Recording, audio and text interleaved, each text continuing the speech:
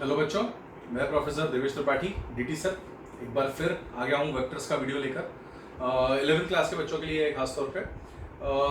Vectors के बाद हम बाकी चीज़ों को देखेंगे। Unit dimensions and measurement actually एक इंटरेस्टिंग टॉपिक है, बट चूंकि बेसिक मैथमेटिकल टॉपिक ये था इसीलिए हमने इसको शुरू किया है।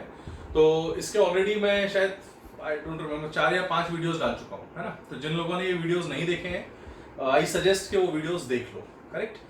और जिन्होंने देख ली हैं वो आगे बढ़ सकते हैं। मैं एट द सेम टाइम मैं चाहूंगा कि जो चीज़ें हमने अब तक पढ़ी 3-4 वीडियो में, उसको थोड़ा समराइज करके जो जो इंपॉर्टेंट चीज़ें हैं वो हम एक बार सीख लें, है ना। तो आई जस्ट टू सी कि आप में से कितने लोगों को वो चीज़ें याद है, एंड फिर हम अपने कॉन्सेप्ट्स को आगे बढ़ाएंगे। तो हम लोगों ने सबसे पहले क्या देखा था कि वेक्टर और स्केलर में डिफरेंस क्या है फिजिकल क्वांटिटीज में। वेक्टर क्वांटिटी क्या होती है ना, जिनमें डायरेक्शंस होता है, मैग्नीट्यूड होता है। इनको हम सीधा सीधा ऐड नहीं कर सकते, तो इनको ऐड करने के लिए हमने कुछ लॉज पढ़े थे, है ना। Triangle law of vector addition, parallelogram law of vector addition, polygon law of vector addition. फिर हमने देखा कि इसको सब्सट्रैक्शन कैसे करते हैं। फिर टाइप्स ऑफ वेक्टर्स क्या थे वो हम शुरू में देख चुके थे, है ना। उनमें सबसे खास वेक्टर कौन सा था, यूनिट वेक्टर। तो मैं एक बार पहले शॉर्ट में आपको थोड़ा सा बता देता हूँ, फिर हम आगे बढ़ेंगे। तो आप लोग ये बात हमेशा ध्यान रखिए कि अगर मैं किसी भी क्वांटिटी जिसमें डायरेक्शन भी है और मैग्नीट्यूड है उसको इंडिकेट करना चाहता हूँ, तो इसको इंडिकेट करने के लिए हम एक एरो का रिप्रेजेंटेशन समझते हैं और इस एरो को हम लोग वेक्टर बोलते हैं। अच्छा, ये जो वेक्टर है इसमें ये पॉइंट टेल कहलाता है, ये हेड कहलाता है। टेल से हेड की दूरी जो है that is the magnitude of this vector. अगर मान लीजिए कोई एक ए वेक्टर है तो इस ए वेक्टर का लेंथ जो है वो उसका मैग्नीट्यूड होगा मॉड ए, और इसका जो डायरेक्शन है, अब इसको बड़ा मतलब कॉन्ट्रडिक्टरी हो सकता है। कुछ लोग बोल सकते हैं कि ईस्ट और नॉर्थ के बीच में है सर, वगैरह वगैरह, बट हम लोग इसको मैथमेटिकल डायरेक्शन का नाम देंगे और हम इस डायरेक्शन को बोलेंगे ए कैप। आपको मालूम है कि एक वेक्टर जो है वो दो चीजों से मिलकर बना है, मैग्नीट्यूड एंड डायरेक्शन। तो कोई पूछे कि इसका डायरेक्शन क्या है, तो आप सिंपली क्या बोल सकते हो, इसका direction A cap will be A vector divided by mod of A. ठीक है। अच्छा, किसी भी वेक्टर को 3D में रिप्रेजेंट करने का सबसे बेस्ट तरीका क्या रहेगा, उसके 3 कंपोनेंट्स लिखो, ax i cap plus ay j cap plus az k cap. ये उसका x एक्सिस का कंपोनेंट है, ये y का, ये z का। कंपोनेंट से मेरा क्या मतलब है, इस चीज को समझो जरा। कंपोनेंट से मेरा मतलब ये है कि अगर मैं इस xy कोऑर्डिनेट सिस्टम में इस पॉइंट तक पहुंचना चाहता हूं, है ना। लेट अस से इसका कोऑर्डिनेट है 3,4, 2D में लेते हैं पहले। तो यहां तक पहुंचने के लिए मुझे सिर्फ y पे जाना पड़ेगा क्या? नहीं, क्योंकि y पे गया तो सिर्फ यहां पहुंचूंगा। या सिर्फ x पे जाना पड़ेगा क्या? नहीं, क्योंकि सिर्फ x पर गया तो यहां पहुंच सकता हूं। मुझे पहुंचना है यहां, तो यहां से यहां तक जाने के लिए बहुत जरूरी है मुझे x पे थोड़ा जाना और थोड़ा सा मुझे y पे जाना, है ना। तो अगर मुझे इस O से A तक पहुंचना है तो मुझे X पे कितना लेंथ जाना पड़ रहा है, तो हम बोल रहे हैं 3 यूनिट्स जाना पड़ रहा है। और Y पे कितना लेंथ जाना पड़ रहा है, तो हम बोल रहे हैं 4 यूनिट्स जाना पड़ रहा है।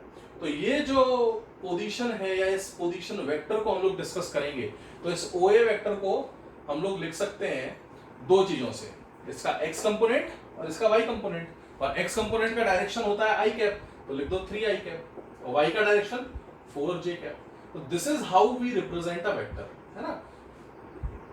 पिछले 4-5 लेक्चर में मैं यही सब सिखा रहा था कि वेक्टर्स को रिप्रेजेंट कैसे करते हैं। तो किसी भी वेक्टर को लिखने का बेस्ट तरीका ये है कि उसके x और y के कंपोनेंट्स अलग-अलग ले लो, है ना।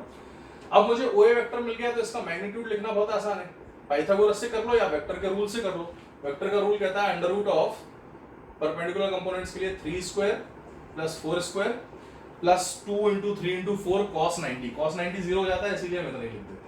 तो किसी भी वेक्टर को अगर मैं लिखता हूं तो उसके मैग्नीट्यूड को ऐसे लिख सकता हूं। तो यहां से अब हम खास बात को समझ लेते हैं, जो हमने सारांश लिया इस पूरी जानकारी का, वो ये था कि अगर एक ए वेक्टर है तो इसमें 3 कंपोनेंट होंगे, ax i cap, ay j cap और az k cap. 3 dimensional vector है, ठीक है।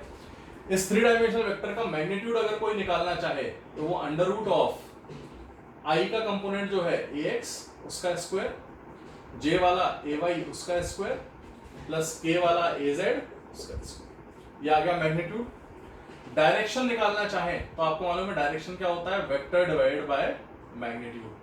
तो हम सीधा सीधा ax i cap, ay j cap, az k cap, इसको डिवाइड कर देंगे under root of ax² plus ay² plus az²। ठीक है बेटा, ये हमारा एक बेसिक हमने सीख लिया था। दूसरी चीज जो हमने सीखी थी वो बहुत ही इंपॉर्टेंट थी, रिजल्टेंट ऑफ अ वेक्टर। अगर मैं एक a वेक्टर को किसी b वेक्टर से ऐड करना चाहता हूं तो इसके लिए कुछ रूल्स थे। रूल्स सिंपल से थे कि अगर मैं ट्राइंगल लॉ की बात करूं तो ये a है, अगर इसको b से जोड़ना है जो कि ऐसा है, तो इस b को उठाकर इस तरीके से रख दो कि b का टेल a के हेड से कोइंसाइड कर जाए। तो यहाँ पर ये a आ गया और ये b आ गया। अब चूंकि ये दोनों सेम सेंस में है तो इनका रिजल्टेंट जो है वो अपोजिट सेंस में आता था। अच्छा, इसी को रिप्रेजेंट करने का दूसरा तरीका क्या था, पैरेललोग्राम। आप क्या करो, आपको मालूम फ्री वेक्टर को उठाकर यहाँ से यहाँ रख सकते हैं, तो इस b को उठाकर अगर आप यहाँ रख दोगे तो ये भी b बनेगा। भैया ये b है तो ये भी तो b है, डायरेक्शन भी वही, लेंथ भी वही, तो वेक्टर क्यों बदलेगा। अब इसको भी ऐसे बना दो, तो आप ध्यान से देखो, एक तरीके से वही तो लिखा हुआ है। इसको यूज किया तो पैरेललोग्राम लो और इसको यूज किया तो ट्रायंगल लो, बात एक ही है। और इन दोनों वेक्टर्स के बीच का एंगल क्या होता है, थीटा, जो इन दोनों के बीच में इस तरीके से लिख सकते हैं। तो अगर कोई पूछे कि रिजल्टेंट की वैल्यू क्या है, तो magnitude of this resultant is given as √(a² + b² + 2ab cos theta, जहां थीटा उन दोनों के बीच का एंगल है। एंगल की ये खास बात क्या है, दोनों की टेल्स आपस में जुड़ी होनी चाहिए। तो हमने यहाँ से बेटा रिजल्टेंट निकालना सीख लिया था, है ना। ये मैं थोड़ा तेजी से इसलिए ले रहा हूँ बिकॉज हम ऑलरेडी 4 वीडियोस में 5 वीडियोस में ये सब सीख चुके हैं एप्लीकेशंस के साथ, है ना। इनफैक्ट मैंने कुछ होमवर्क भी दिया था आपको, है ना। तो जो होमवर्क दिया था वो आज डेडलाइन है उसका, आज शाम तक उसको खत्म करो, है ना। आज शाम तक मतलब 29 क्या है आज तारीख, जो भी है क्या है वैसे 29, कोरोना की वजह से सारे दिन समान है, संडे मंडे सब समान है। तो 29 अप्रैल इवनिंग तक आप लोग उसको फिनिश अप करो, जिससे कि मैं ऐप पे उसका डिस्कशन ले सकूं। तो जिन्होंने ऐप पे रजिस्टर कर लिया इट्स वेल एंड गुड, जिन्होंने नहीं किया है इफ यू इंटरेस्टेड आप कर सकते हो, अदरवाइज यहाँ वीडियोस में डाल रहा हूँ, आप उनको देखते रहो। ऐप पे सिर्फ क्या है, ऑनलाइन जो फैसिलिटीज है वो थोड़ी बढ़ जाती है, online test, assignments, sheets, discussion वगैरह वगैरह, बट बाकी सब सेम। चलो जो भी है, तो यहाँ से रिजल्टेंट हम लोग इस तरीके से निकाल सकते हैं, √(a² + b² + 2ab cos theta. तो ये हमने अभी तक पढ़ लिया था। अच्छा, इस रिजल्टेंट की खास बात क्या थी, इसकी मैक्सिमम वैल्यू कब होती है, जब दोनों वेक्टर्स पैरेलल हो, थीटा 0 हो, यानी कि इसकी वैल्यू आती है a + b। और इसकी मिनिमम वैल्यू कब आती है, जब दोनों वेक्टर्स एक दूसरे से अपोजिट डायरेक्शन में हो, और इसकी मिनिमम वैल्यू का जो मैग्नीट्यूड आता है वो आता है सीधा सीधा a - b। तो आप देख सकते हो कि मैक्सिमम और मिनिमम वैल्यूज इस तरीके से लाई करती हैं, यानी कि जो भी वेक्टर है ना, वो हमेशा इन दोनों के बीच में ही लाई करेगा। तो r is always greater than और इक्वल टू a - b और लेस देन और equal to a + b। These all things have been discussed. जैसे एक एग्जांपल लेता हूं, उन्होंने पूछा कि अगर मैं 3 वेक्टर लेता हूं 3, 5 और 9, क्या इन तीनों का रिजल्टेंट कभी 0 हो सकता है। 3, 5 और 9 का रिजल्टेंट कभी 0 हो सकता है क्या। देखो 0 होने का मतलब क्या होता कि कुछ ऐसा होता कि 3 इधर होता, 5 इधर होता, इधर कुछ रिजल्टेंट आता, तीसरा वेक्टर अगर उतना ही अपोजिट हो जाए तो ये दोनों कैंसिल कर जाएंगे, रिजल्टेंट 0 हो जाएगा। बट हम कैसे पता करेंगे, सिंपल तरीका है, आप सिर्फ ये चेक करो कि कोई भी 2 अगर मैं लेता हूं तो इनका मैक्सिमम और मिनिमम क्या हो सकता है।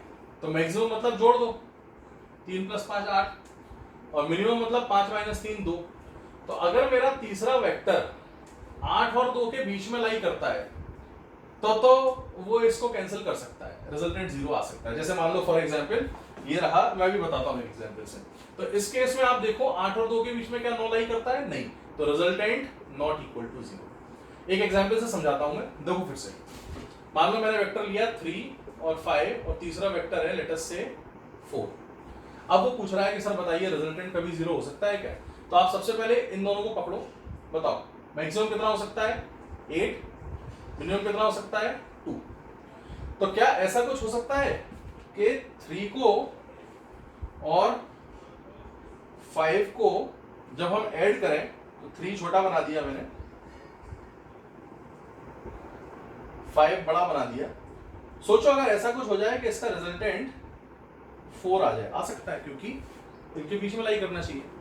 तो अगर इसका रिजल्टेंट 4 आ गया और मैं तीसरा वेक्टर जो मेरा 4 है उसको मैं उल्टा करके यहां रख दूं तो ये -4 बन जाएगा। तो ध्यान से देखो 4 और -4 मिलकर कितना बन जाएंगे टोटल 0।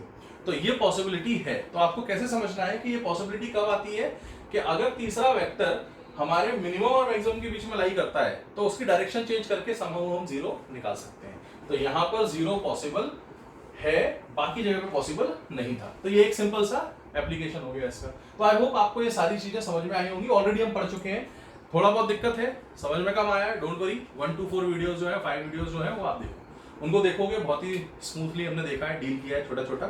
आई होप आपको समझ में आ जाएगा। अब हमें आगे बढ़ना है, ठीक है। हमने एडिशन ऑफ वेक्टर्स पढ़ लिया था, हमने सब्सट्रैक्शन भी देख लिया था उसका, हम लोगों ने रिप्रेजेंटेशन देख लिया था, टाइप्स देख लिए थे, सब कुछ देख लिया था। अब हम आगे बढ़ते हैं towards another very important segment. चलिए, तो आप आज के लेक्चर में हम लोग देखते हैं रेजोल्यूशन ऑफ वेक्टर्स। रेजोल्यूशन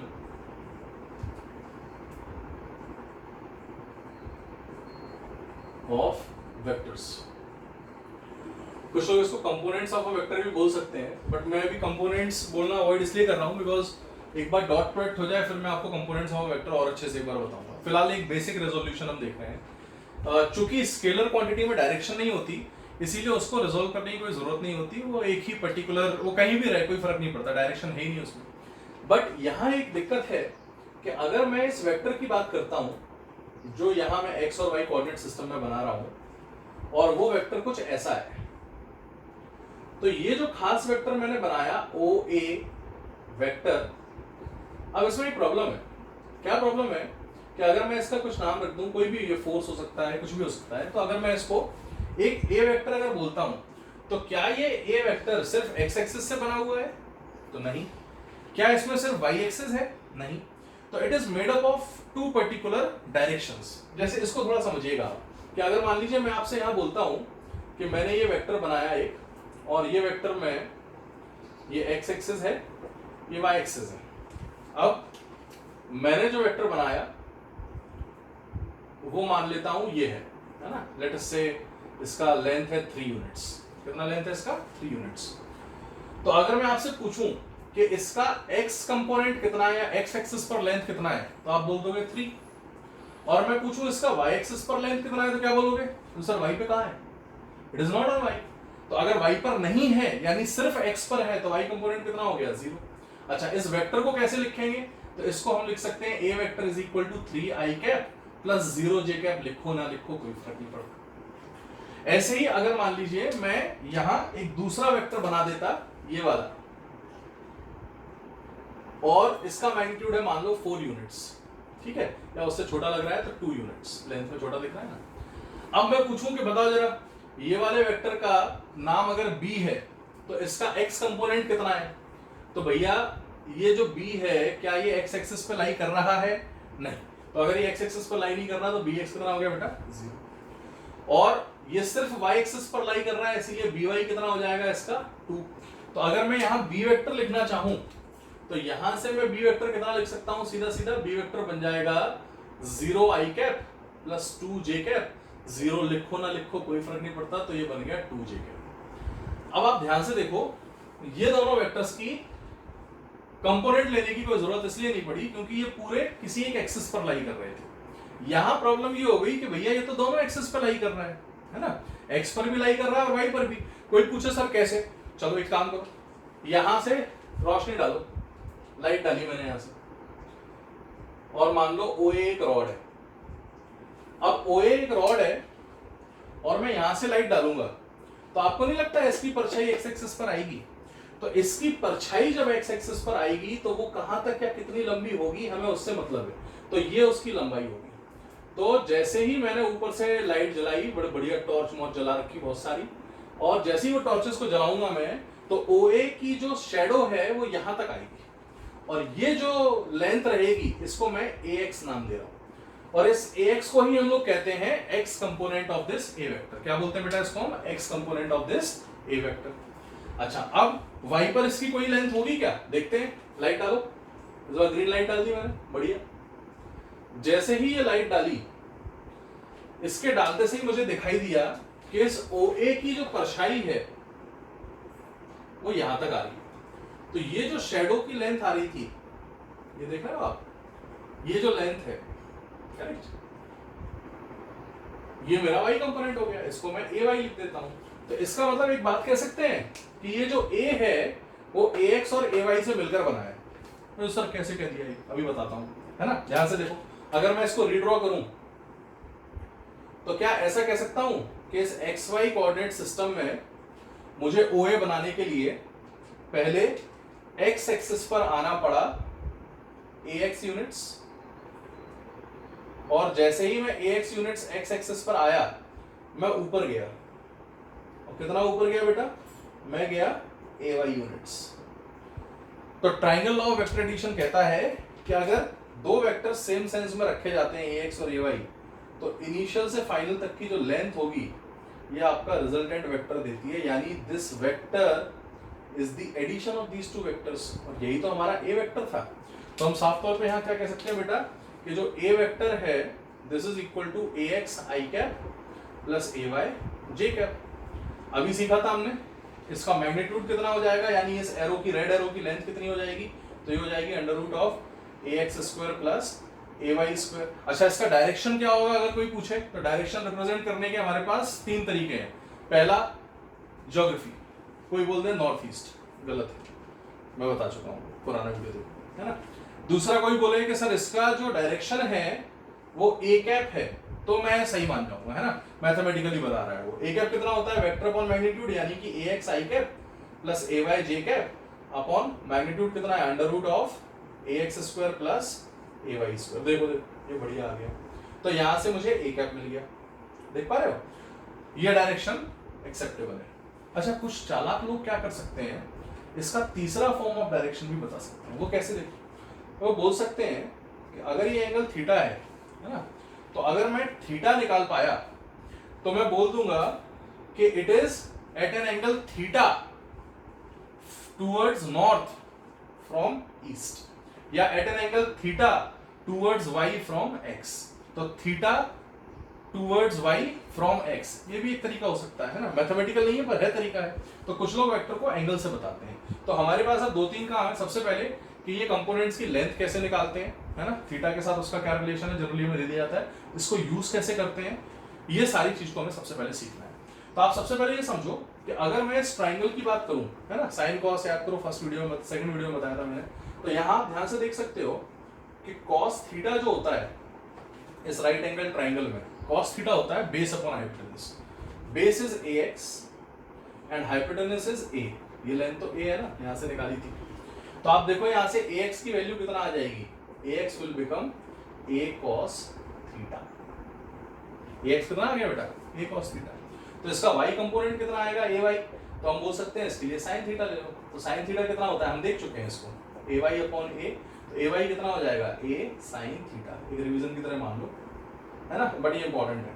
तो ax और ay में हमने इसको ब्रेक कर लिया, ठीक है। तो this vector has been broken into two perpendicular components. आपको मालूम है किसी भी वेक्टर को तीन परपेंडिकुलर कंपोनेंट्स में ब्रेक किया जा सकता है along x, y and z axis, है ना, ax i k plus ay j k plus az k k।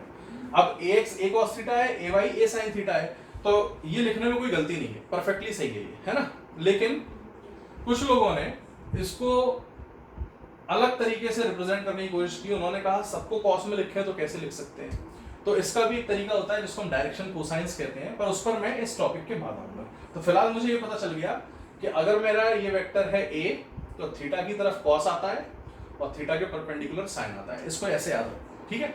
अच्छा, वेक्टर लेने का, कंपोनेंट रेजोल्यूशन लेने का सबसे सिंपल तरीका, इससे सिंपल कुछ नहीं होता दुनिया में, याद रखो, परछाई मारो, शैडो, लाइट मारोगे शैडो बनेगी, ठीक है। जैसे मान लो फॉर एग्जाम्पल मैं यहाँ एक केस लेता हूं,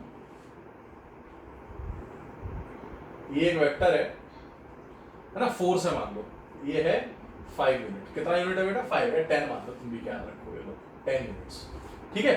अब तक एक्स वाई तुम कैसा लेते थे, सीधा एक्स सीधा वाई। अब मैं कुछ भी लेता हूँ, है ना, कंपोनेंट्स की जरूरत क्यों पड़ी ये आप समझो, मैं कुछ भी ले लेता हूँ। मैंने कहा ये रहा, ये मेरी एक लाइन है। ऑब्वियसली अगर ये एक एक्सिस है तो दूसरी एक्सिस हमें इससे 90 डिग्री पर माननी पड़ेगी और वो ऐसे हो जाएगी। अब मैं चाहता हूं कि ये जो तिरछी ब्लू लाइन है, इस 10 का इस पर कंपोनेंट क्या है। तरीका सिंपल जो मैंने बताया बेटा उसको याद रखो, क्या, लाइट डालो। तो अगर इसके परपेंडिकुलर, एक्सिस के परपेंडिकुलर लाइट डालोगे तो इसकी शेडो कहाँ तक बनेगी आप जानते हो, यहाँ तक। तो ये जो शेडो बन रही है, ये शेडो हमारा एक्स कंपोनेंट हो जाएगा इसका। तो अगर ये एंगल है मान लो 30 डिग्री, तो ये वाला आपको मालूम है थीटा की तरफ कौन आता है, cos थीटा। रट लो बेटा, ये है ना, वैसे तो निकाल सकते हैं बट रट लो, करेक्ट। थीटा की तरफ हमेशा कौन आएगा, cos थीटा। तो ये लेंथ कितना हो जाएगा, tan cos 30। cos 30 अगर आपको मालूम है, नहीं मालूम तो चिंता मत करो, ट्रिग्नोमेट्री का वीडियो बनाएगा डीटी सर, तो आप समझेगा उसको, है ना। तो tan cos 30 कितना होता है, cos 30 बोले तो √3/2, है ना। तो tan cos 30 tan √3/2 यानी कि 5 लिख देता हूँ यार, 10 × √3/2 अर्थात सीधा सीधा 5√3 लेंथ आ गया या फोर्स आ गया। देख पा रहे हो। अच्छा, अगर मुझे इस दूसरे लाइन पर कंपोनेंट लेना है तो कैसे लूंगा, डालो इसके परपेंडिकुलर लाइट डालो। तो ये जो रॉड होती है अगर, तो इसकी परछाई किधर से किधर तक आती है, तो इसका आखिरी पॉइंट यहां आता और पहला पॉइंट यहां आता। तो यहां से यहां तक की जो लेंथ है, यही तो हमारा कंपोनेंट है। तो ये हमारा जो बन गया ये कंपोनेंट। अच्छा आप सुनो, थीटा की तरफ cos, तो थीटा के परपेंडिकुलर साइन, तो a cos theta a sin theta, a की जगह यहाँ कितना है 10, तो यहाँ कितना आ जाएगा 10 sin 30। sin 30 होता है हाफ, सब्स्टिट्यूट कर दो इसकी वैल्यू, 10 × हाफ विल बिकम 5।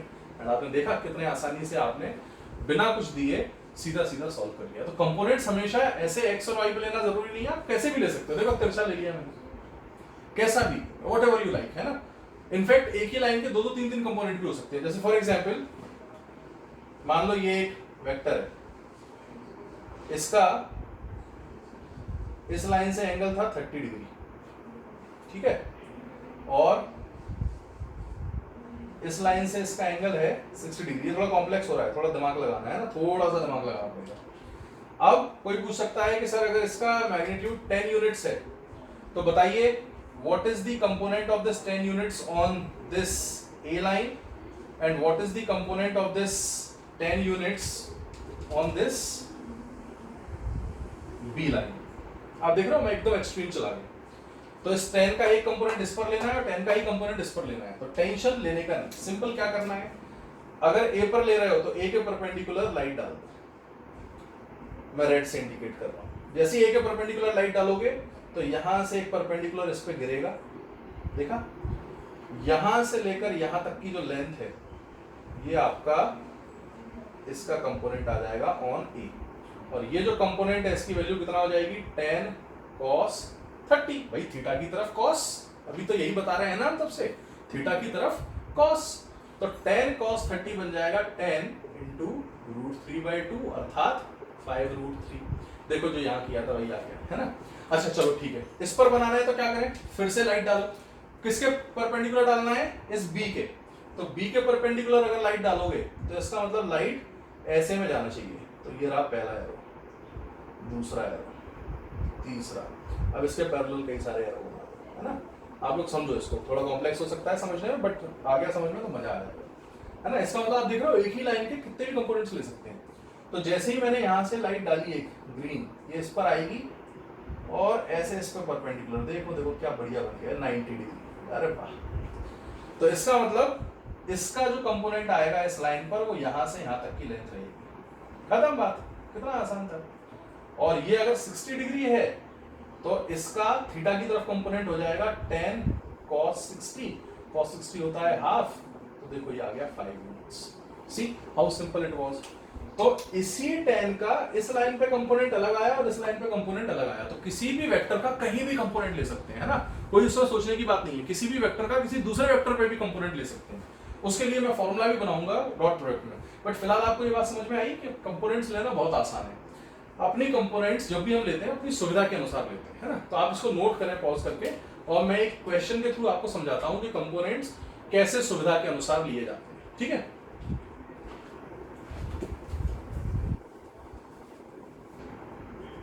ये देखिए एक क्वेश्चन देखते हैं हम लोग, है ना, एक सिंपल सा क्वेश्चन देखते हैं। और इस क्वेश्चन में मुझे दिया गया है कि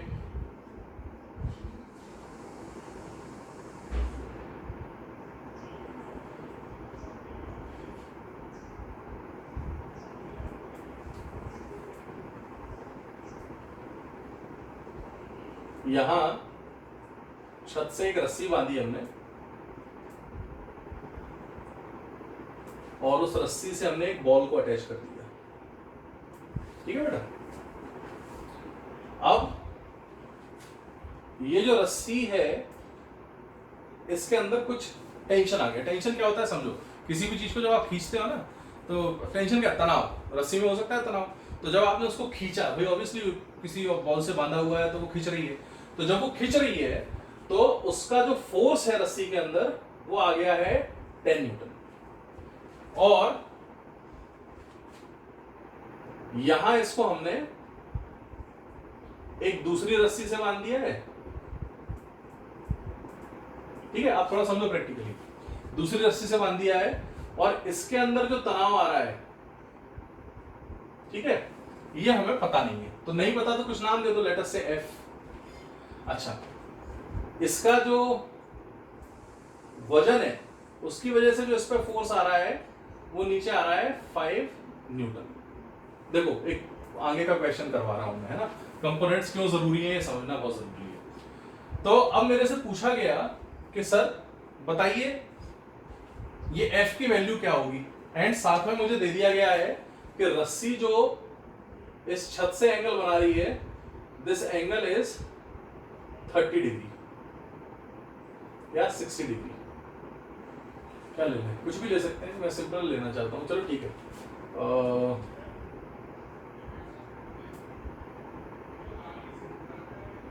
60 डिग्री ले लेते हैं।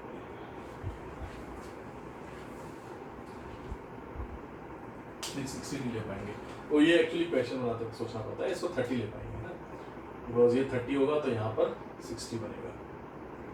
ठीक है, ऐसा कुछ दे दिया 30 डिग्री। ठीक, अब सुनो, अब आपको सबसे पहले ये समझना है कि मुझे ये अंदाजा लगाना है सबसे पहले कि किसके कंपोनेंट्स किधर लेना चाहिए, है ना, और क्यों लेना है कंपोनेंट। भाई देखो, नीचे 5, इधर f, तो या तो 5f और 5 का रिजल्टेंट इधर ले लो और फिर इससे कंपेयर कर लो कि पैरेलल एंटी पैरेलल है या नहीं, या फिर ऐसा कर लो कि अगर ये निकालना है तो ये तिरछा दिख रहा है मुझे, ये सीधा है, ये सीधा है, पर ये कैसा दिख रहा है, तिरछा। तो अगर ये तिरछा है तो मैं इसको 2 टुकड़ों में ब्रेक कर सकता हूं। मैं इसको ऐसा कर सकता हूं कि मैं एक कंपोनेंट इसका इस ब्लू लाइन पर ले लूं और एक कंपोनेंट इस एक्सिस पर ले लूं। इससे फायदा क्या है सुनो, इस एक्सिस का जो कंपोनेंट है वो इसको रोकने के काम आएगा, इक्विलिब्रियम दे रखा है मतलब बैलेंस है ये, और ये वाला जो फोर्स है वो इसको रोकने के काम आएगा। अगर मान लो ये वाला फोर्स कम हो गया तो बॉल इधर चली जाएगी, ये वाला फोर्स ज्यादा हो गया तो बॉल इधर चली जाएगी, नीचे वाला फोर्स ज्यादा हो गया तो बॉल नीचे आ जाएगी, ऊपर वाला ज्यादा हो गया तो बॉल ऊपर चली जाएगी। तो ऐसे में हम लोग सिंपली क्या करते हैं कि जो 10 था हमारा, अगर ये 30 डिग्री है तो इसको मैं ऐसे मिला देता हूं। तो जैसे ही मिलाऊंगा ये 90, तो ये कितना हो जाएगा 60 डिग्री। अब आपको मालूम है इस लाइन पे कंपोनेंट लेना है तो लाइट ऐसे डालो, लाइट डाला तो यहां से यहां तक की लेंथ आई। अच्छा, ये जो लेंथ आ रही है बेटा, ये जो लेंथ है आप ध्यान से समझो, ये 10 है तो इस 10 का थीटा की तरफ कंपोनेंट कौन सा आता है, cos, तो ये आ जाएगा 10 cos 60 यानी कि 10 into हाफ यानी 5 न्यूटन। मैंने इसीलिए वो 30 डिग्री लिया था, क्योंकि अब क्या होगा, अब इसका मतलब हो गया कि ऊपर कितना फोर्स है बेटा 5, और नीचे वाला भी कितना खींच रहा है 5। क्या ये ऊपर नीचे जाएगा, ऑब्वियसली नहीं। देखो ना, बॉल इधर है, ऊपर 5 नीचे 5, कहां जाएगी, कहीं नहीं। मैं यहां खड़ा हूं, आपने खींचा 10 न्यूटन, 10 न्यूटन, कहां जाऊंगा, कहीं नहीं, यहीं खड़ा हुआ हूं, है ना। तो इसीलिए ये बॉल अब ऊपर नीचे जाना बंद हो गया। ठीक है, तो ऐसे ही ये लेफ्ट राइट में भी नहीं जा रही है, ये हमको दिया गया है, तो लेफ्ट राइट में नहीं जा रही, तो अगर राइट का फोर्स एफ है तो लेफ्ट का भी कितना होना चाहिए, एफ, वही तो हमें निकालना है। तो उसके लिए हम क्या करेंगे, कंपोनेंट लेंगे। तो अब मैं शेडो डालता हूं ऊपर से, डालो ऊपर से लाइट, डाल दो, डाल दिया। जैसे ही ऊपर से ग्रीन लाइट डालोगे, ये वाले पॉइंट की शेडो आएगी इकड़े और ये वाली इधर। So now you can very easily say कि बेटा ये जो कंपोनेंट आ रहा है ना, ये आपका एक दूसरा कंपोनेंट हो गया। ऑब्वियसली ये एक कंपोनेंट अलोंग थीटा है तो दूसरा परपेंडिकुलर टू थीटा हो गया, 2 कंपोनेंट्स बनते हैं। तो ये कितना हो जाएगा, तो अगर ये 10 है तो थीटा की तरफ cos, तो उसके परपेंडिकुलर साइन, तो ये कितना बन जाएगा 10 sin 60। अदरवाइज वो साइन cos वाला फॉर्मूला लगा दो। तो ध्यान से देखो, 10 sin 60 का मतलब हो गया 10 into sin 60 यानी √3/2, 2 5 या 10, तो ये हो गया 5√3। अब जरा लॉजिक से सोचकर बताओ, ये लेफ्ट में नहीं जा रहा और राइट में भी नहीं जा रहा, तो इसका मतलब लेफ्ट और राइट के फोर्स कैसे हैं, सेम। लेफ्ट का फोर्स है 5√3 तो राइट का फोर्स है F, तो ये दोनों कैसा होना चाहिए सेम। ऐसे हम लोग अप्रोच करते हैं। ये हालांकि न्यूटन्स लॉ में हम बहुत डिटेल में सीखेंगे, है ना। मैंने सिर्फ आपको समझाने के लिए एक एग्जांपल दे दिया। इसका एक और एग्जांपल लेके देखते हैं, है ना। एक एग्जांपल कैसा लेते हैं कि मान लो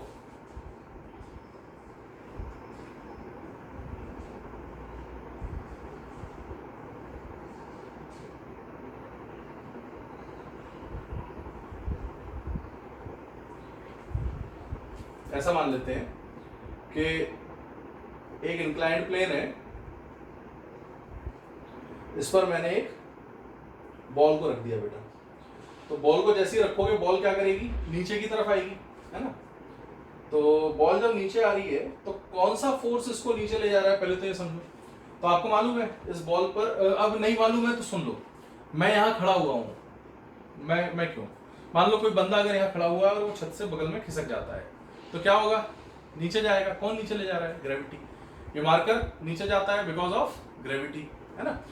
अभी नहीं जा रहा है क्योंकि मेरे हाथ ने रोक रखा है, तो ग्रेविटी इसको नीचे ले जा रही है। पर ये सीधा नीचे जा रहा है क्या, नहीं, ये किधर जा रहा है, इधर की तरफ। तो अगर ये एंगल मेरा लेट अस से थीटा है, तो हमसे ये पूछा जाता है कि सर कौन सा फोर्स है जो इसको इस तरफ ले जा रहा है। तो आपको सिंपल टेंशन नहीं लेना, कौन सा फोर्स है इस तरफ ले जा रहा है पूछ रहा है ना, इसको एक एक्सिस मान लो। तो आपने इसको मान लिया एक एक्सिस,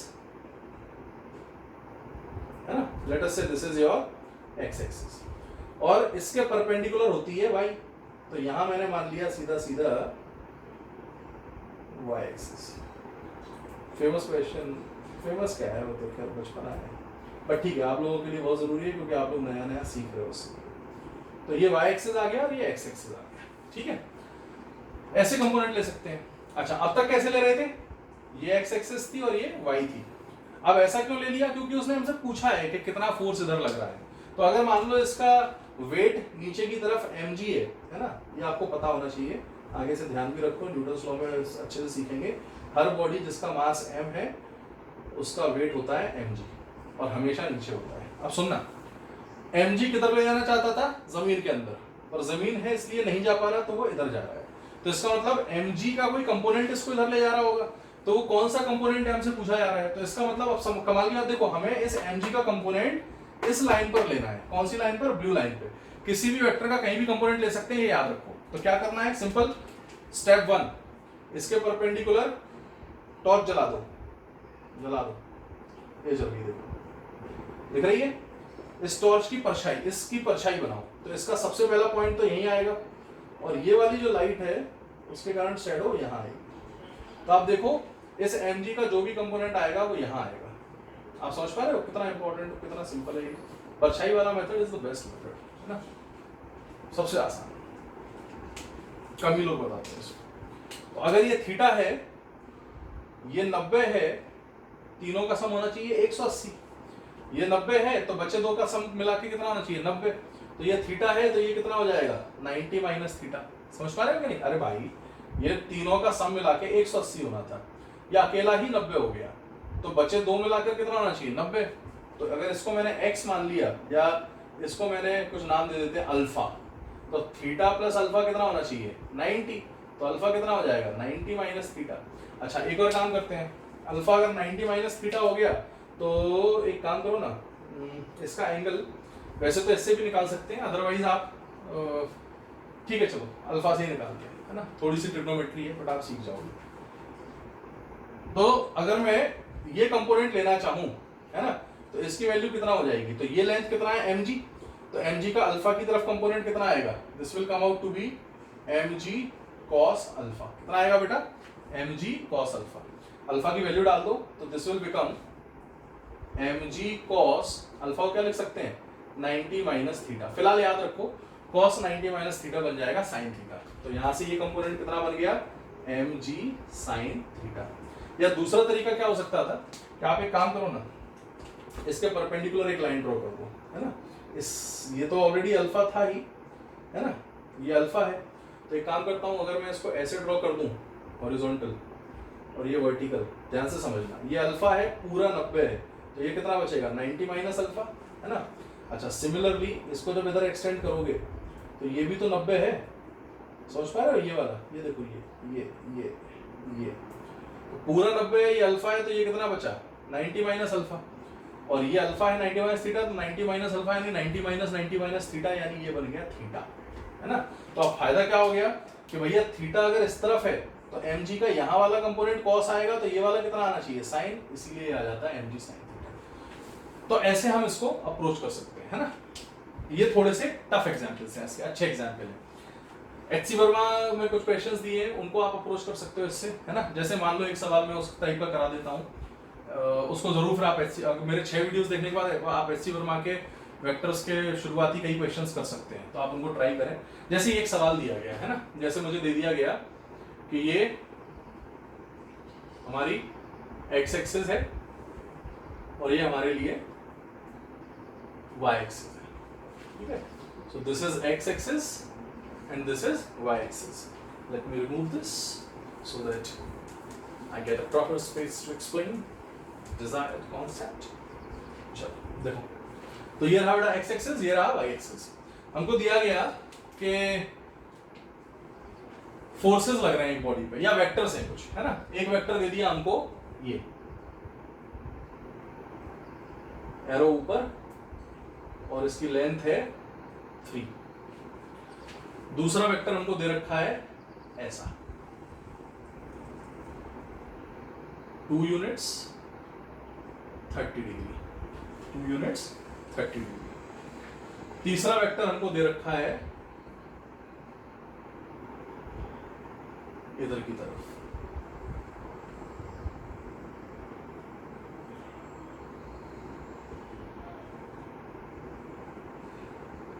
ये देखो 4 यूनिट्स 60 डिग्री, ठीक है। रैंडमली इसका नाम रख दो ए vector, B vector, C vector. आप देखना डायरेक्शन भी अलग अलग है ना। चौथा वेक्टर हमको दे दिया गया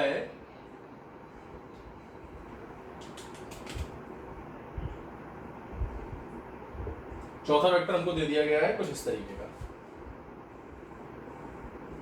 ये लाइन, ठीक है।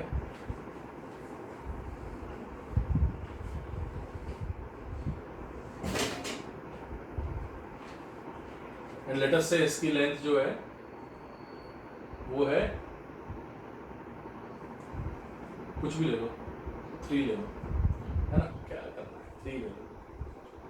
ये हो गया डी वेक्टर। अब बंदा हमसे पूछ रहा है कि DT sir find out the resultant of all these 4 vectors. Question समझ में आ रहा है। Find resultant of A B C D vector. अब इसको अप्रोच करना बहुत सिंपल है बेटा। आप सबसे पहले क्या करो, आप कार्टेशियन कोऑर्डिनेट सिस्टम के अनुसार जो एक्स पे लाई कर रहे हैं बढ़िया आई कैप, जो वाई पे लाई कर रहे हैं बहुत बढ़िया जे कैप, पर जो एक्स और वाई दोनों के बीच में कहीं है उनको ब्रेक कर लो, रिजॉल्व कर लो। वही तो सीखा है अपन ने, तो कर लेते हैं। देखो ध्यान से देखो, जरा सोचकर बताओ। पहला वाला जो वेक्टर है ना, आर वेक्टर अगर निकालना है तो पहला वेक्टर किस एक्सिस पर है, वाई एक्सिस। तो इसका लेंथ कितना है 3, और वाई को क्या लिखते हैं unit vector along Y axis J cap, बहुत बढ़िया, प्लस, है ना। बी वाले पर आ जाओ। अब बी को देखो खास, क्या बी एक्स पे और वाई पे लाई कर रहा है, हाँ, लेकिन हमें दिख नहीं रहा कितना है, तो कंपोनेंट ले लेते हैं। तो इसका परछाई डालोगे तो ये वाला कंपोनेंट आएगा कॉस, तो ये वाला कौन सा आएगा साइन। देखो भाई, तो इस b का यहां का कंपोनेंट हो जाएगा b cos 30 और ये हो जाएगा b sin 30, और b का लेंथ कितना है 2, तो सब्स्टिट्यूट कर दो। तो यहां कर देते हैं, देखो b यानी 2 cos 30, आगे एरो है यानी आई कैप, प्लस b sin 30, ऊपर एरो है यानी जे कैप। अति उत्तम, देखा b ने बढ़ गया। अब आ जाओ सी पर आते हैं। सी भी सीधा नहीं है, तिरछा है, तो एक कंपोनेंट इसका किधर आएगा, इसके अलोंग, और एक इसके अलोंग। तो आपको मालूम है थीटा की तरफ कौन सा आता है, डायरेक्ट सीख जाओ बेटा, ये बहुत यूज हो रहा है, पूरी फिजिक्स इसी पे चलनी है। तो ये 4 है, तो 4 का ये कंपोनेंट कितना आएगा 4 cos 60, एरो पीछे, और ये 4 sin 60, एरो नीचे। एरो नीचे का मतलब डायरेक्शन नीचे। तो इसको कैसे लिखेंगे जरा चालाकी से समझना। पीछे यानी माइनस, या ऐसा कह दो लेंथ कितनी है 4 cos 60, और डायरेक्शन पीछे, आगे आई कैप है तो पीछे माइनस आई कैप। अच्छा नीचे वाले के लिए लेंथ कितनी है 4 sin 60, और डायरेक्शन क्या लिखेंगे इसकी, इसकी डायरेक्शन हो जाएगी बेटा ऊपर j तो नीचे माइनस j। देखा? अच्छा चलो ये मेरे सामने a आ गया, ये है b वेक्टर, ये है c वेक्टर। आ जाओ आखिरी d पर, d में टेंशन लेने ही नहीं, 3 वो भी पीछे की तरफ, तो 3 माइनस आई कैप। अब इसको क्या करो, अब इसको सिंप्लीफाई करके i और j अलग अलग लिख लो। तो पहले तो सिंप्लीफाई कर लेते हैं, तो 3j 2 cos 30, cos 30 बेटा कितना होता है ये याद रखो, है ना, ये रख लो फिलहाल। cos 30 होता है आपका √3/2, cos 60 हो जाएगा आपका half, sin 30 half, sin 60 √3/2। Table बनवाएंगे हम इसका, बट वो टेबल फिलहाल नहीं, थोड़े से समय के पश्चात। तो फिलहाल चलो जल्दी से खत्म करो। 2 cos 30, cos 30 बोले तो कितना √3/2, तो 2 into √3/2 I cap plus 2 into sin 30 half j cap plus 4 into cos 60 half minus I cap plus 4 into sin 60 बोला था √3/2 माइनस j कैप। अति उत्तम। और यहां पर 3 माइनस आई कैप। ठीक है, सॉल्व कर लो।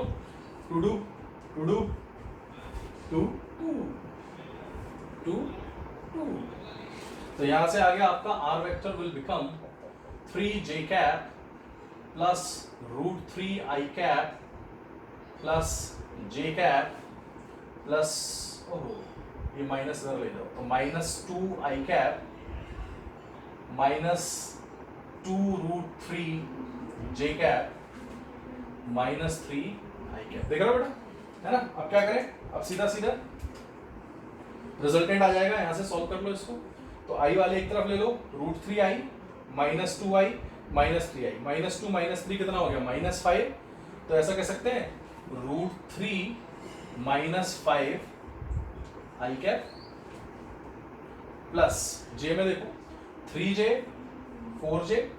4j माइनस 2√3j, तो 4 माइनस 2√3j कैप, ये ऐसा बन गया। ठीक है, थोड़ा चालाकी से सोचो तो √3 is 1.7, ये बड़ा होगा तो मतलब माइनस आई की तरफ लाई करेगा, तो ऐसा भी लिख सकते हो। पॉजिटिव बनाना है तो 5 माइनस √3i कैप, है ना, प्लस ये कितना है 2√3, यानी जो 3.4 ये बड़ा रहेगा, पॉजिटिव रहेगा, तो 4 माइनस 2√3 सॉल्व कर सकते हो आप इसको, है ना।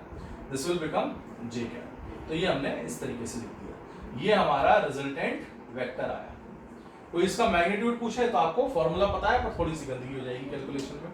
अच्छा, कोई पूछे इसका डायरेक्शन क्या है, तो इसको ड्रॉ कर सकते हैं, क्योंकि आपने अभी अभी देखा कि ये 5 माइनस √3 कैसा बन गया था। अच्छा, एक काम करना पड़ेगा, इसको माइनस से तो मल्टीप्लाई करना पड़ेगा ना, माइनस कॉमन लोगे तो ये माइनस आई कैप बन जाएगा। तो आप क्या कह सकते हो कि ये माइनस आई कैप में लाई कर रहा है 5 माइनस √3, और प्लस j कैप में लाई कर रहा है 4 माइनस 2√3, यानी जो भी हो, जो रिजल्टेंट है वो यहाँ के अलोंग लाई कर रहा है। देख रहे हो आप, फाइनल डायरेक्शन इसकी ये आ गई। अब चूंकि ये इसकी फाइनल डायरेक्शन है, तो इसका एंगल भी निकाल सकते हैं। कैसे? ये एंगल मान लो थीटा, तो यहाँ से tan थीटा कितना हो जाएगा, मैं यहाँ लिख रहा हूँ, तो tan थीटा हो जाएगा y component upon x component. तो y कितना है आपका 4 माइनस 2√3, और x कितना है 5 माइनस √3। मैं यहाँ नेगेटिव नहीं ले रहा, क्यों नहीं ले रहा नेगेटिव, बिकॉज हमें मैग्नीट्यूड से मतलब है, tan थीटा को क्या मतलब उससे डायरेक्शन से। तो ये मेरे सामने tan थीटा आ गया, तो थीटा आ जाएगा tan इनवर्स। देखा कैसे करते हैं, बहुत ही सिंपल चीजें हैं, करेक्ट। तो ये इस टाइप का एक क्वेश्चन एससी वर्मा में, आई सजेस्ट आज ही ट्राई करो। तो कई सारे ऐसे क्वेश्चंस आपको मिलेंगे। आपको फिजिक्स में बहुत सिंपल 2 चीजें याद रखनी है, कॉन्सेप्ट को समझो, उसको अप्लाई करो। टेंशन लेने का नहीं, टेंशन टीचर को देने का, है ना। जो भी टेंशन है मुझे भेजो and I will take care of it.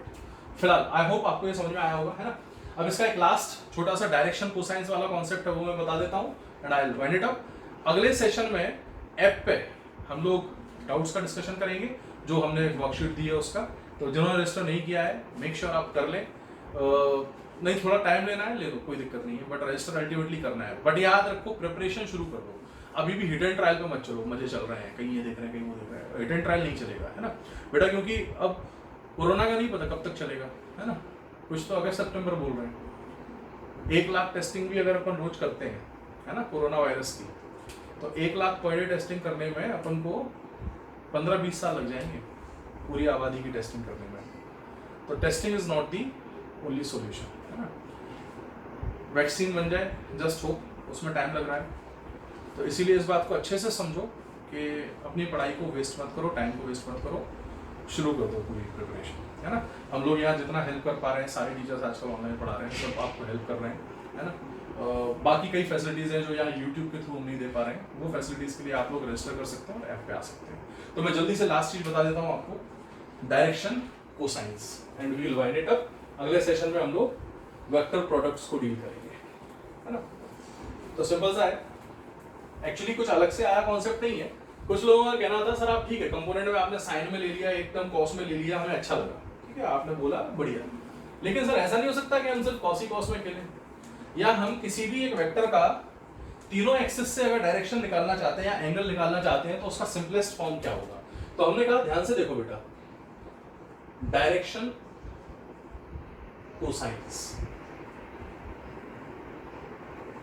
मैंने कह दिया कि अगर एक वेक्टर ये है a और ये मेरी x एक्सिस है, ऑब्वियसली 3D में ये x है तो ये क्या होगी y, और अगर ये xy प्लेन में लाई कर रहा है तो इसका z कंपोनेंट हो जाएगा 0। तो फिलहाल हमने ये वेक्टर ले लिया, ये x एक्सिस वो y एक्सिस, ठीक है। अगर इस a वेक्टर का x के अलोंग एंगल दे रखा है थीटा, तो इसका x कंपोनेंट क्या होगा, तो मैं अच्छा मालूम है थीटा की तरफ कौन सा कंपोनेंट आता है बेटा, cos थीटा, तो ये बन जाएगा a cos थीटा। अब समझना चालाकी, उसने क्या कहा, उसने कह दिया कि सर इसको अगर मैं अल्फा बोल दूं तो x एक्सिस से इसका एंगल है अल्फा, cos अल्फा, तो a cos अल्फा को मैं ax बोल सकता हूं। मैंने कहा बिल्कुल बोल सकते हैं। एक वेक्टर जो a वेक्टर है, it is made up of 3 components, ax i cap, ay j cap plus az k cap. तो उसने कहा सर ax का मतलब a cos अल्फा ही तो है। मैंने कहा बिल्कुल सही है, ax is equal to a cos alpha. तो उसने कहा सर फिर cos अल्फा क्या होगा, तो हमने कहा x component divided by total a, तो ये उसका एंगल आ गया विद दी x एक्सिस। अब instead of going for sine उसने बोल दिया कि सर मान लो y एक्सिस से इसका एंगल बीटा है तो क्या करेंगे, तो हमने कहा बहुत सिंपल है बेटा, अगर y से इसका एंगल बीटा है तो ay हो जाएगा आपका a cos बीटा, क्योंकि बीटा या अल्फा की तरफ, थीटा की तरफ cos आता है, सिंपल। तो अल्फा की तरफ cos अल्फा, बीटा की तरफ cos बीटा, तो यहां से cos बीटा कितना आ गया, ये आ गया आपका ay अपॉन a। ये जो है ना, ये आप ध्यान से देखो, यहां से अल्फा आ जाएगा cos inverse of ax upon a। ये अल्फा क्या होता है, angle of a vector with the x axis. Similarly यहां से बीटा आ जाएगा cos inverse of ay upon a। Beta का क्या है आपका, angle of a vector with y axis, देख रहे हो। अच्छा सिमिलरली cos गामा अगर मैं लिखना चाहूं, लेट अस से ये 3D होता, अभी तो 2D है, तो 3D होता तो आप सिमिलर तरीके से क्या लिख सकते थे, az अपॉन a। तो यहां से आप देख सकते हो कि ये जो cos गामा है, इससे गामा कितना आएगा, इससे गामा आ जाएगा cos inverse of az upon a। तो कमाल की बात देखो, ये क्या आ गया, angle of a vector with z axis. तो अब हमने सिंपली क्या किया, हमने तीनों ही एंगल्स बिना ज्यादा मेहनत के डायरेक्टली निकाल लिया। कैसे, देखो जरा एक एग्जांपल से देखो, ऐसे नहीं समझते ना, एग्जांपल से देखो।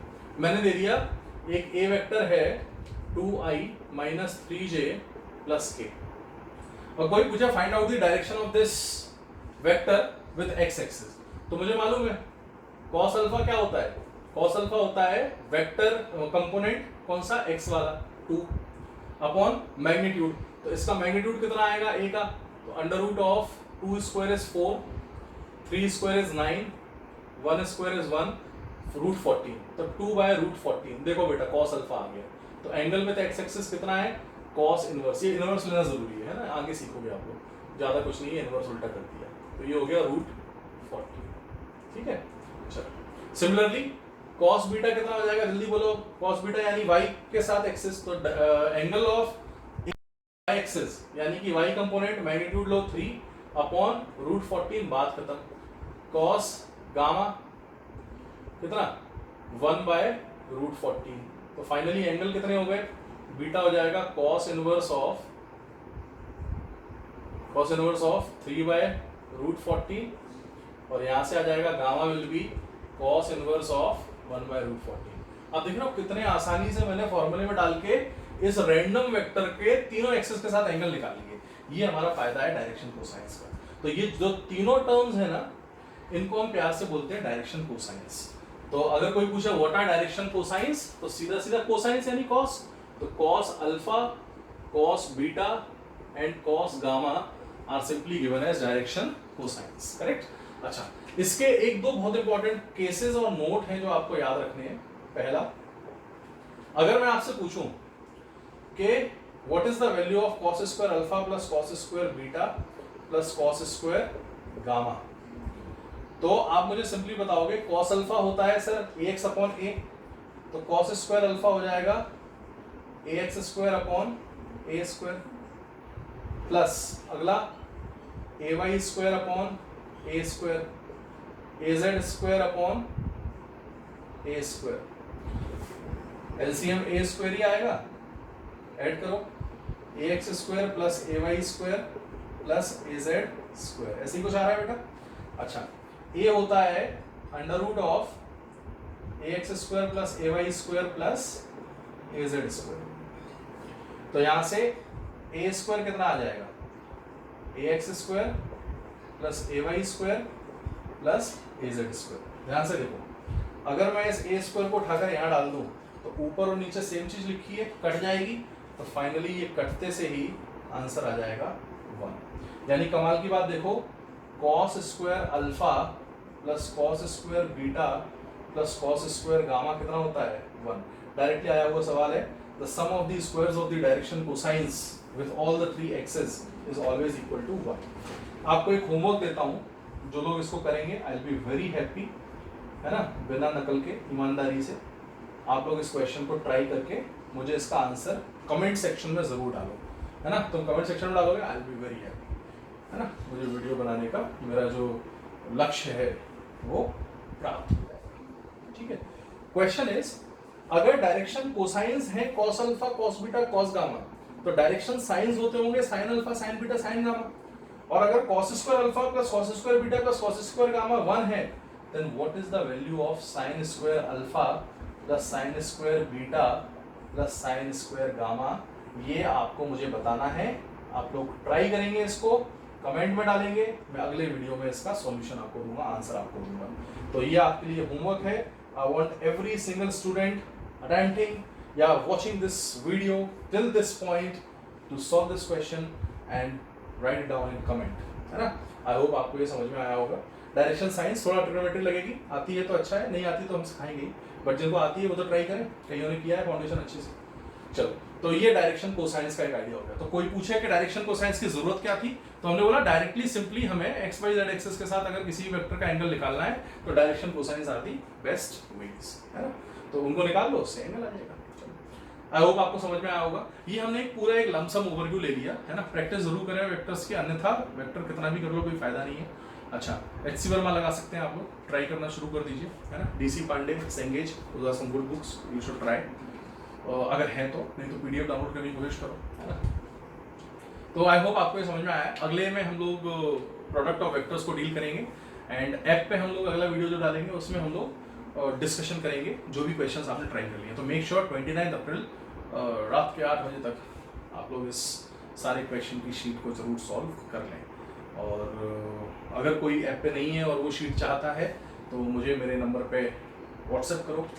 तो number is 8857962079। With this, I conclude this lecture. Thank you for watching. Like, share और सब्सक्राइब करें। अगर आपको पसंद आया अपने और अपने मित्रों के पास इसको पहुंचाएं। Thank you so much.